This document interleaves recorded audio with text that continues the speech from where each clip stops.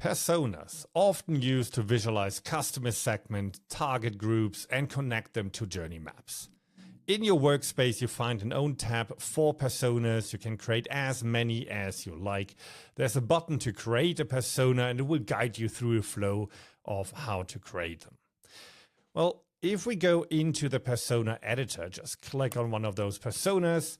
You see on top, you can choose a name, you can choose color, icon, and so on. You also see, if you look into the details, in which journey map this persona is used, which tags are used in it, and you can choose between 3 different layouts for your personas. There's also a quick add button where you can add more templated cards to your persona, but just like a journey map, how it works is just hover in between cards or at the very end, and you can choose any card type and add it to a persona.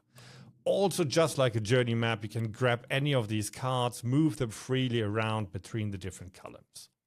And the nice thing is you can also add live data to a persona and show data like NPS for a particular segment, or how many users you have in a segment. And you can use embed cards and embed videos and other stuff to it if you like to.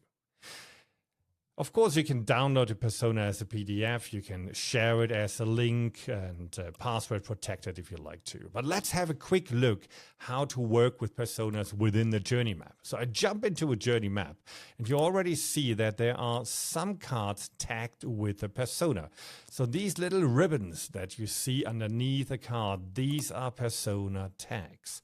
Now, how to add them? There are different ways. If you open the card details to it, there is a tab for personas. That's where you can find all the personas that you have or quickly create a new one. There's a simple example if you quickly want to create one, and you can fill in the details later.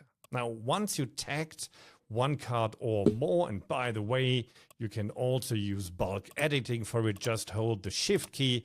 You see you can mark multiple cards, and you have at the bottom then the option to select personas and add personas, just like in the side column, to multiple cards at once. That also works for all cards in one lane.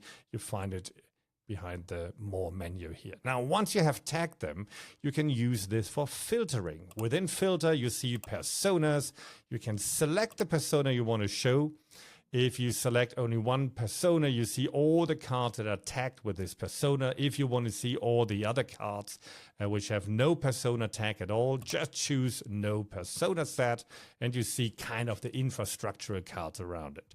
Now, like this, you can choose between different personas and have really multiple journeys on one map. Of course, you can create also views out of this, like in this case, and differentiate between the experience of different personas on one map, or the cards, including data, link journeys, and so on.